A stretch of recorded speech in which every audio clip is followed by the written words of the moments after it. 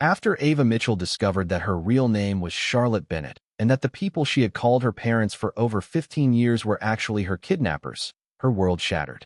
Realizing she had been living a lie her entire life, she struggled to come to terms with the truth.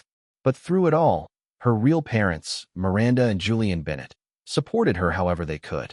Over time, Charlotte managed to bond with them, finally making up for the lost years.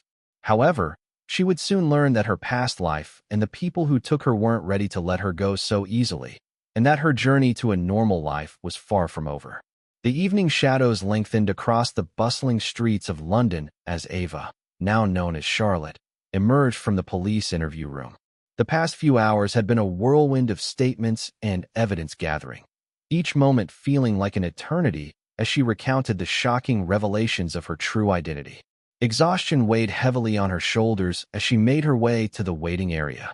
Her eyes, red-rimmed from hours of tears and stress, scanned the room until they landed on two familiar yet strange faces. Her real parents, Miranda and Julian Bennett. A lump formed in Charlotte's throat as she approached them, the air between them crackling with a mixture of anticipation and uncertainty. "Can we talk?" she asked, her voice barely above a whisper. "Together, I mean." Miranda and Julian exchanged a quick glance before nodding in unison. "Of course, sweetheart," Miranda replied, her voice warm and comforting despite the tension evident in her posture. They were led to a small private room within the station. The stark fluorescent lighting cast harsh shadows across their faces, emphasizing the lines of worry and years of heartache etched into Miranda and Julian's features. As the door closed behind them, sealing them in a bubble of privacy, the weight of 15 years of separation seemed to descend upon the room. For a moment, they stood in awkward silence, each unsure of how to bridge the chasm of lost time between them. Miranda was the first to break the silence. "Charlotte," she began, her voice quavering with emotion. "We've missed you so much. Every single day since you were taken from us, we've searched for you." Julian nodded, his eyes glistening with unshed tears.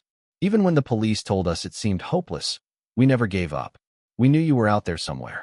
Charlotte listened, her heart aching at the pain evident in their voices.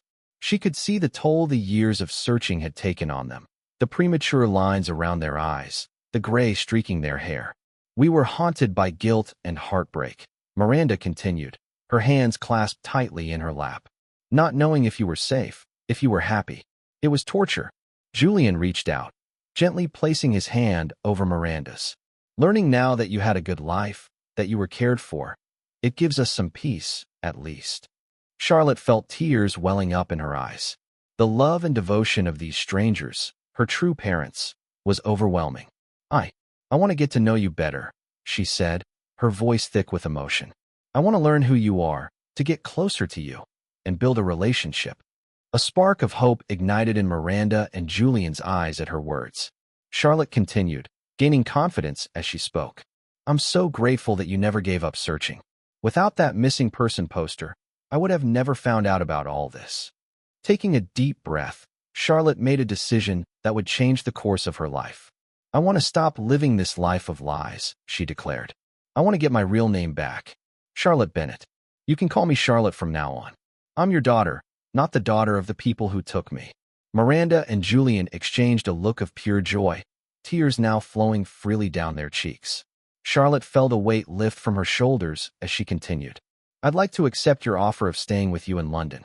I don't want to go back to the US, where the lies of my past will haunt me. I want to build a new life here, get a job, and live with you." The Bennett's faces lit up with happiness. "Of course, Charlotte," Julian said, his voice choked with emotion. "Our home is your home. It always has been." Unable to contain their emotions any longer, they stood and embraced Charlotte in a group hug.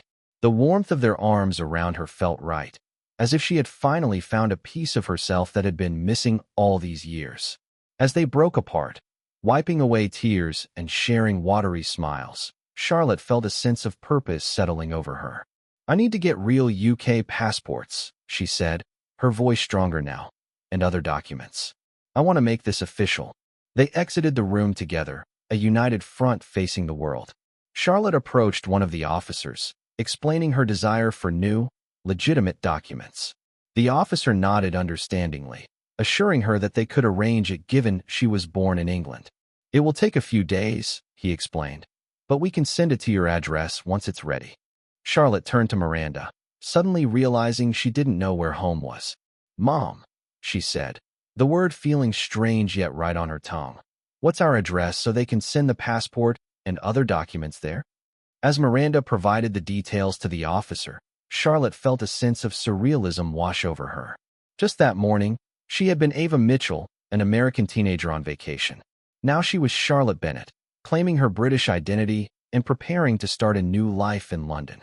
The enormity of the change threatened to overwhelm her, but as she looked at the loving faces of Miranda and Julian, her real parents, she felt a surge of strength. Whatever challenges lay ahead, she wouldn't face them alone. Just as they were about to leave the station, an officer intercepted them, holding a note in his hand. Miss Bennett, there's someone asking to speak with you. He's being held in a separate area, but he claims he's your uncle. Charlotte froze. Uncle? The officer nodded. A man named Andrew Mitchell. Says he's Henry's brother. Miranda and Julian tensed immediately. No, Julian said. Absolutely not. But Charlotte raised a hand. I need to hear what he has to say. One last time. Then I'm done with all of them. The officer led her down the corridor toward a small, dimly lit room. When the door opened, Charlotte was hit by a wave of déjà vu. The man inside looked eerily like Henry. Calm, collected, and dangerous. Charlotte, he said softly, you look just like your mother. She didn't sit. What do you want? He leaned forward, resting his elbows on the table. To give you a message. Henry isn't finished. He says if you testify against him, there will be consequences. Charlotte's breath caught. Is that a threat? It's a promise, Andrew said with eerie calm. You think you're free now? But Henry raised you. You are his. Charlotte stared at him, fury rising. No. He stole me. Lied to me. Hit me.